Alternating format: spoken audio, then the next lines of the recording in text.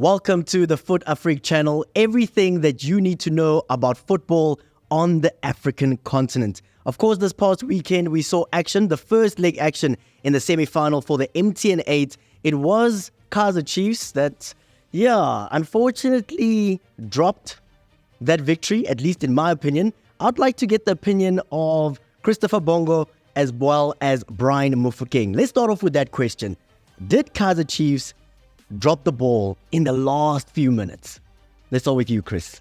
It was a shocker that they had a lead because it looks like if you go to the football stadium, you want to see two teams playing football, but at Sundowns, they were playing by themselves, even though they were 1-0 down. We don't go to the stadium to see just a team scoring. We go to the stadium to see football. In the football term, it was a horrific match for me, for Kaizer Chiefs. Just having that goal, it is good for their fan, but football-wise, it was poor. Mr. Brian? I'll differ. I will differ because if you look at the build-up to the game, the odds were stacked against Kaizer Chiefs. They knew that they were going to find themselves in a very, very tough match. And, it was all about them managing the expectations of their fans, number one. And number two, also managing the game, which, if you were to ask me, they did very well in that aspect because they made sure that as much as Sundowns had ball possession, it was where was Sundowns playing the ball? How much is Sundowns had them with the ball possession they had? Chris would agree with me, but I'm saying Chris is boiling. If you look at, let's look at the dynamic around this. So Sundowns, with a potent squad they have, because their squad can literally defeat anybody and hammer them big numbers. Yes. But what has been consistent with Sundowns this season, besides how good they are as a team, we all know how good they are. And we're already expecting them to win any game they play. Generally. That's what we expect. Yes. That's where you put your money. Yes. But if you look at the number of goals they're scoring in matches, that should be the biggest question. Oh, there is a concern. Yeah. The concern of that, sorry to cut you, but the concern of that is, I believe, like I said, misplaced arrogance. It's not because the opposition is doing anything good. Kaizer Chiefs did nothing. They had 65% of passing accuracy. What does it mean? Is 35% of those passes that they could not make, they were giving it to Sundowns. So Sundowns did not play against Kaizer Chiefs because Kaizer Chiefs they were too arrogant for them to find those passes. They were not stopped. I will say, Chris, to also, once again, move away from what Chris is saying. You have a Sundowns team that continuously played the same way, even though it didn't work out. Yeah. They wanted to build from the back, go through the middle, and Chiefs nullified that. So the only problem is, look, if you look at, because they kept on going. The first 15 minutes, they were playing on their own half. Yes. From 15 to 25th minute, they move now to the last third of Chiefs. They start squeezing them. The only problem for me is decision-making of Sundowns. Let me take you back to why I'm saying nullifying. Yeah. It is because they made it very difficult for the ball to be able to rotate it into the last third easier, as it has already been done. Mamelodi Sundowns. Yeah. This which is their biggest strength. If they can allow them to go through the middle and get the ball through the central part, not a wing play, but the central part of the midfield. That's where Themba Zwane can knock those short passes that they can literally be able to penetrate and get into behind the defenders and score goals. For me, Riviera has been the best signing I've seen for Sundowns. By far, he's way ahead. When he came through, we were like, another South American. What he's going to bring. And I'll tell you, masterstroke. Absolutely brilliant player. The injury of Themba Zwane played a huge role in how the game eventually unfolded afterwards. Because Themba Zwane orchestrates. He decides how the pace is, what happens in a game, and everything of the sort. But what Kaizer Chiefs did very well in that game, when Yusuf Maat went for the tackles, Castillo stayed behind to try and cover. And Castillo will always make those late runs into the penalty area, which are always very problematic. Where did the Sundowns goal come from? Is when they changed how they played. They kept on trying to go through the middle, it never worked out. Once they went wide on a wing play and whooped in across to the far post, which for me, it's always going to be a serious, interesting thing to look at because when Chiefs played, if you take it back, when Chiefs played on Wednesday against Stellenbosch FC, they did not have Santi playing because he was sitting on yellow card. They feared that he might lose him for the game. Where did the goal come from? Where Santi was. He never challenged for the ball when he was playing into penalty area, but also because the entire 3 players in the penalty area were caught flat-footed. The Sundowns player ran from deep and managed to head the ball in, but it was when Mendieta changed the play. They never played the short pass anymore. They went long. So you believe Kaizer Chiefs stopped Mamelodi Sundowns? Stopped in a way that they never did enough to play the sort of game. I believe Mamelodi Sundowns stopped himself from the misplaced arrogance. Because And also a decision-making. when you look at the stats, I mean, Mamelodi Sundowns had 73% of the possession. You can do that between your goalkeeper and the centre back. They can be passing the ball all the time. That's fine. That is not what I'm going. Ball possession for me is not an issue. It is the playing. Many times, great move will be made, but a Sundown player will turn with the ball and go to the wrong direction instead of putting the ball there. Kaizer Chiefs, they played the total of the game itself. Kaizer Chiefs played almost 5 to 10 minutes. When you saw them, they put the ball down and they pass the ball and they get there. They did not even have one shot on target except the goal. You can go and check the stat. The goalkeeper did not save well. Why? It's because the whole game for them it was not to lose. And that is not a good approach. But that's what I said to you. The Chiefs were never expected to win that game from the way. It's a different Kaizer Chiefs. You are, you know, expectation of you are of the name and the player. The expectation of the name. You are right. Mighty Kaizer Chiefs. The mighty Kaizer Chiefs versus a mightier Sundowns. let's put it in perspective. They lost again before starting. What I'm saying, and you know what I'm saying, Chris, what I'm saying Chiefs did well, given what they you always play the card you're dealt. You don't try and become fancy when you know you cannot. Chiefs knew that if Sundowns can break and score early, we will not be able to catch up. So hence they made sure that if you look at the amount of tackles, Chris, they were made in the penalty area, They've got there were about 6-7 players who will literally be coming back to intercept. Great. That's what I'm saying. Chiefs play to their strength. Okay. And that's also Is a defensive team? No. On a day against a Sundowns team, They did what they had to do. you do what you have to do. You block the bus. You call it parking the bus, I call it tactical. No, it's not bad to say parking the bus. No. What I'm saying is Sundowns dominated play. Sundowns could have scored a lot of goals, but Chiefs realized that.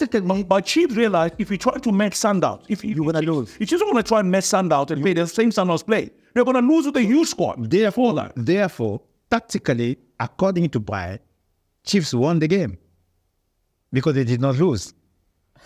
I wouldn't say that they won the game. No, I don't agree with it. I was saying Chiefs did what they had to do on the day. Yes, especially given it's the first leg, Mr. Chris. There won't be another game. So that is why they were happy. That is why after scoring the 1 goal, they were happy to go back and defend because they believe the 1 goal will be good enough for them to go away and force Sundowns to come out early and maybe can catch them on a counter-attack. Because if you look at how Chiefs played, I mean, when they started the game overall, they were sitting back. Once they brought in Gonzalez into the team, he's an imposing figure. He was therefore able to get into the central pairing of Sundowns. That's where the goal came from, because the central pairing, Vala, alongside where Coutier dropped back, they were all concentrating on Gonzalez now to try and get the ball off him. And when the long ball was played in, while they were watching Gonzalez, that's when Castillo does what he does best. Got onto the far post and they managed to head the ball off the back of the net. You know. Which means we're in trouble, Brian. We're in trouble if today, 2023, Kaizer Chiefs is a defensive team. That is scary, man. That is... The discussion around it. You know, Chris, I'll take this and want to take this and look at it from around the world. You are a huge Arsenal fan, you know? And I'm taking it around the world, generally. And I'll take you to a Barcelona game. When you watch matches where Barcelona is playing, ball position will say 73% versus 27%. And one team that they played against, with that ball possession, would score a goal and the game is over. You know? But what I'm saying is, if you want to sit and say, Kaizer Chiefs is a big brand, I'm not going to deny. No, I'm not looking at the ball position. I'm looking at the passing accuracy of Kaizer Chiefs to 65%. This is like watching under 10 play. when you have 65% passing accuracy, which means each time you take the ball, either you are scared, you give it away, or you don't know what to do with it. The reason is simple, Chris, why the ball position was that. Let me tell you Position, accuracy. I'm sorry, accuracy of the pass, and tell you why is that. It is because they only had one outlet to try and get the ball to. So meaning, if you are releasing the ball in the middle of a pass, trying to get the ball to the outlet, he's got 3 players around him. Chances of him getting that ball are literally going to be 10% versus 90%. So you're literally at the outlet to hold the ball and wait for support from deep. That's always going to be a problem if you're going to try and play the game that way. Especially if you're playing against a ball-playing team like I was disappointed. I know. And Football-wise. Yeah, I discussed all the results. No, not the results. Yeah. No. Football-wise, I go to the stadium to watch football. 2 teams are playing.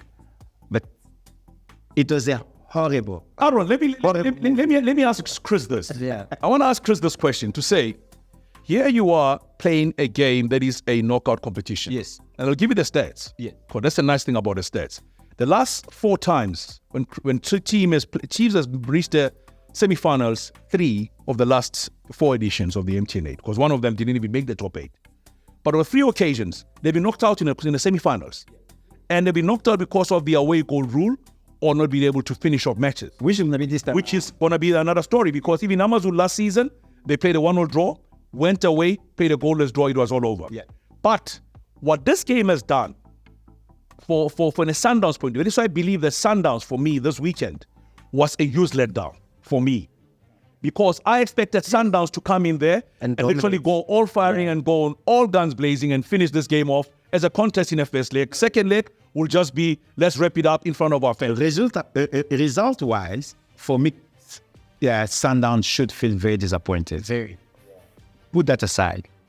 Football-wise, I was expecting, if I'm defending so much, and each time I have that ball, I have to keep it at least. They couldn't keep it. You know why? You know why they considered a goal? You said they lost the game at the end. You know why they lost? Why they considered a goal at the end of it? Players were tired.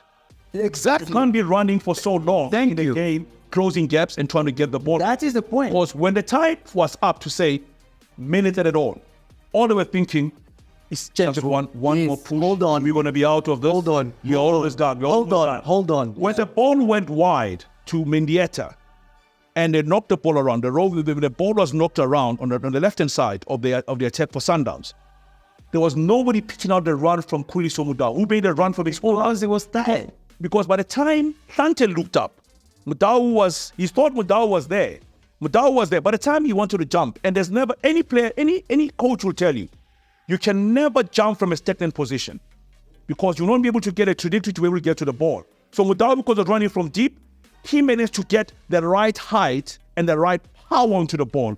That is why he was able to beat Sante for that ball. But over and above that, I still believe that Chris is still sitting with the Kaizer Chiefs of yesteryears when he was still playing. No, This is now a different Kaizer Chiefs.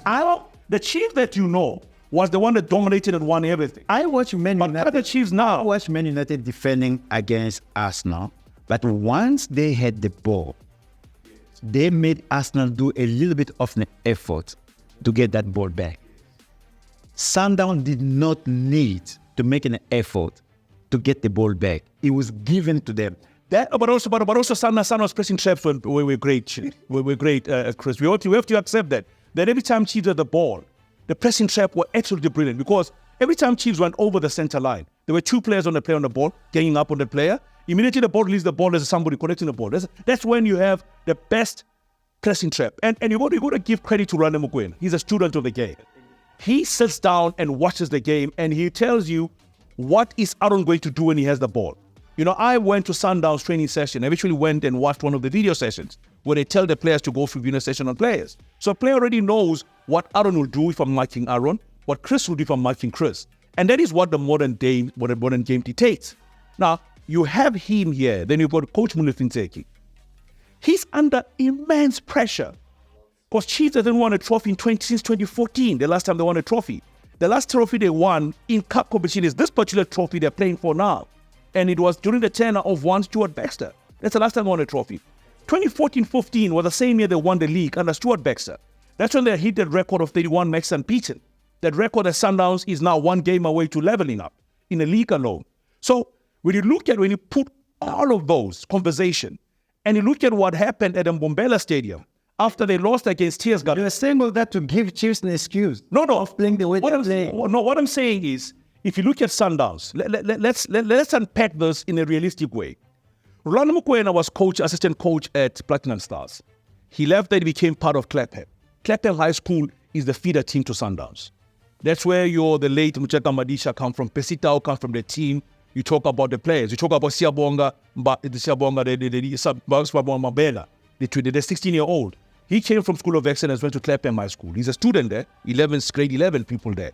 So he understands. That is why when he left Sundowns and went to Pirates and went to Chipa, he was recalled. Because the president of the team had a vision that this the man understands what we have and what we can do. So he understands the Sundowns culture, because those players that are playing there at Sundowns at the moment, those that are coming from the youth team into the senior team, all have the Sundowns blueprint in them. And then you go and look at who is coaching those youth teams. Your Manzini are there in the team. You have your Surprise Muriri in the youth team now as part of the setup. So this is all the Kabiyolo style of playing. Therefore, the league is gone. We have to cut this season. So that's what I'm saying. Those are the things we need to look at. Okay. Mr. Chris, can we acknowledge one thing? Yeah. That Kaizer Chiefs did what they had to do, specifically because it was the first leg. Yes, and because of the result, Kaizer Chiefs did a very good job. Football-wise. All right, Mr. Chris, I'm going to hold you there. This is the Fut-Afrique channel. There's so much for us to dissect and discuss about the first leg that we saw, Mamelodi Sundowns, Kaizer Chiefs. I'm sure that you've got your own talking points. I'm sure that you've got your own opinion. Maybe you agree with Mr. Chris or you disagree, or maybe you agree with Brian. I'd like for you to jump into the comment section and let us know what you think. Welcome back to the Fut-Afrique channel. We are discussing all things local football. It is cup competition. And of course, we are talking about the MTN 8 first leg in terms of the semi-finals that we saw this past weekend. Mr. Brian, I would love to bring you in here. It seems that this weekend was a weekend where we saw extra time becoming the defending or the determining factor for the results that we saw this weekend. Orlando Pirates taking that game away from Stellenbosch in the last few minutes. Was this a convincing victory from Orlando Pirates? You know, I was looking at the stats before they played Stellies, and I realized that Pirates have not been the best travelers to the Western Cape. In the last 13 matches, they only won 2 matches. In the last 13, they've actually gone to the Western Cape, taking from the time playing Ajax, Cape Town City, to even Stellenbosch themselves. Do you remember the last league match? They lost against Stellies, But for me, I believe the game was lost. The fact that, That's a bad stat for them. it's just, the stat in Mother City is different. If you remember when Pirates lost the league one season, it was because they lost a game against a Cape Town team in the Mother City. That's how they lost the league. So it's not been the best of runs for them going to the Western Cape. But the fact that they managed to get a result is very important. The reason why, there are 3 things that are very important. One, the red card, which is something the Stellenbosch need to work on because they kept getting one red card after the other. They lost the game against Chiefs in the league because of the same reason. Got a red card. At Titus, a very key player, got red carded. Against Pirates, got an early red card as well. But what worried me about Pirates on a day is that we expected so much. The same as we expected of Sundowns. We expected the same thing was Pirates to come up and be all guns blazing. But what was important is how they turned things around when they looked like they were about to lose a game. Once again, Lepasa coming to the party. Confident striker in your team. He's having a wonderful time. Another player, Maswangani, a player they signed from SuperSport United. He's a product of Stars of Africa, And when they signed him from SuperSport, he literally played only 1 season for SuperSport. Didn't even play all the matches. Came in mostly towards the latter part. The same as that is Masego, who's at Sundowns now. Those are the players that came in. And how key he has been. Because before the 90 plus minutes, the man of the match of that game was going to a Stellies player. Teto was man of the match. Until he supplied the turning pass towards John Hotwa for the winner. 2 assists in 1 game, and he got man of the match. So he has now had 3 assists, the most of actually a Pirates player this season. So he's by far the player that's sitting way ahead and doing very well. So from that point of view, you got to say, coach of Pirates, Jose Riviero has done something good. 13 matches, still not beaten, looking very good. The past has now scored 10 goals in 8 matches. He has become the fastest player to actually do so since Indoro. We did it in 10, 11 matches. He's scored 10 goals across the competition. So he's a player. When you start going on stage, I get baffled. It's amazing. So those are the nice things about it. But also this past weekend, we saw something we've never seen in a long time. All 5 goals were headers. Wow. So our defenses are short. Our courses are getting better. They're getting better. The courses are getting better. The rhythm of the game has become slightly better as well. And the 5 already surpassed what you saw last season. So, the already numbers are leveling up. So we're going to see going forward, we're going to get more headers coming in. But also, it is how important those headers were. Not just headers. It was headers that either got a team a lead, or that got a team a draw, or that got a team a win. Especially in the cup game. Especially in the cup. Unbelievable. Pirates have scored 2 goals away. Stellies cannot come to Joburg and want to draw. They have to win the game by 2 goals. Where are you putting your money in?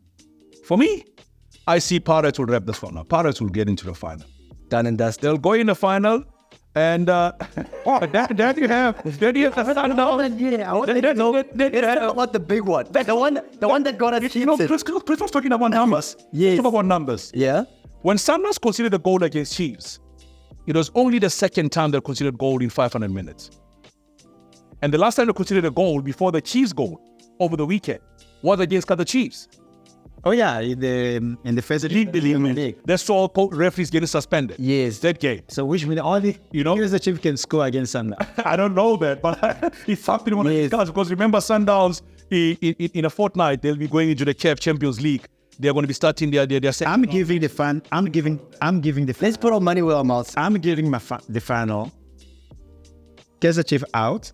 Sundowns versus Orlando Pirates. At the right stage is coming. Let's talk about the final. Where's the final? I cannot dispute that. I have to say, given the balance of play and given the fact that Sundowns has scored an away goal, that would be a huge one for Sundowns. Unless a miracle of biblical proportion on the weekend of 23rd and 24th and the 22nd, I just see a Pirates Sundowns final is what we'll be waiting for. And what will also be very interesting about the final is that you got the 2021 winners against the 2022 winners. So it means in the last 4 years, you are looking at a record breaking. we'll have one of them. And you're looking at a record breaking as well. Mamelodi Sundowns, they will take it away from Kaizer Chiefs by winning that game, not even winning, not losing that game, and going to the record of unbeaten in the season. Yeah, that's another record that we're looking at, from a Sundowns point of view. But I believe that what Chiefs will be looking at in that second leg is one for them to be able to try and score an early goal. Again. Which means they have to attack. They have to attack because they can't afford to stay back. Which means They have considered a home goal. Which means that Chris will win this one because he wants them to attack more. The mighty. From where Chris is sitting, he wants football to be played, so they will have to do that. They can't sit back. And they do have players who can do that. Right? They do have players that can do that. Yeah. I still believe that if Chiefs are going to play the game the way they played at FNB Stadium, with a slightly more intimate stadium like Lucas Moripe. In front of Sundowns. Because remember, the fans are literally inside Lucas Moripe. And you can literally feel when they're saying something very unsavory through you. Or when they're throwing stuff. We've seen Kaizer Chiefs. No. Mamelodi Sundowns, they don't do that. The days are not gonna, any fan who goes to the stadium now, all right, and finds a Chiefs Sundowns game, and Chiefs lose against Sundowns and goes crazy. I understand the frustration that the fans are having in a moment, but a true supporter of the beautiful game will understand there are 3 results: a win, a draw, or a loss. Those are the results. And yes, emotions come into play. A lot of things come into play. Yeah. But Not yet. Let me throw you another stat that is very interesting. Because that will now have a lot of Chiefs fans thinking a lot around the numbers. In the last 7 matches, right? Mm-hmm. Chiefs have not won a game against Sundowns. Sure. And he's going to the 8th one. Yeah. And he's empty at day. That's a painful one. So by default, given the stats, it means that their journey ends here. I did. But there's also there's I don't know what said cup time. Because on a cup situation, should we have a 1-1 draw, we could have penalties, and that is something that has always been interesting. Because remember in 2021 when they played against Sundowns, but it was in the quarterfinals. That game go to penalties, and that's when Kenny Mwene became over the match because he saved 4 penalties in that game. But anything is still possible in this game. But I believe it is for Sundowns to lose. That's just the reality of the matter. Definitely. Mr. Chris? No, I give you. Sundowns are playing Pirate in the final, and believe it or not, Pirate are winning the FA Cup. I can put it there already. Maybe Mr. Chris is being a little bit biased there as a former Orlando Pirates player himself. But I would like for you to join the conversation. Let us know, where are you putting your money? Aaron, surprise is going to come up here. A surprise is going to come up here. I will know that day when I come in, I'll come with this huge punch there. When we come for the after the 10 leg, I'll come with a beach. Humble pie here. I want to put here. Let's have that. Let's have that. Let's say your final. I believe Pirates will progress to the final. Yes. But the Chiefs Sundowns game, I agree with you. But I'm telling you, there I'm a bit Good. You're torn in two. I'm torn in two because I believe on a certain day. I love there was a video they shared on the weekend. I love the video they shared on the weekend when Pirates Sundowns was playing Chiefs at halftime. The video of Rada Mokoena in the dressing room. We were saying to them, you have the Yellow Nation out there. The Yellow Nation expect nothing else but a victory from you. If you cannot give it up on the field of play, let's do it for them. Not the gold, but the Yellow Nation that is sitting there. And that's how they came better in the second half of that encounter. For me, I believe Pirates will be there. But I'm torn between Chiefs and Pirates. I'm torn. I also feel that Brian is showing his colors here as well. We know that Mr. Chris loves Orlando Pirates. Mr. Brian slowly but surely. I see that shirt and it's very close to the colors of Amakor. I believe the league will be stopped in January. Mamelodi Sundowns will be champion by January.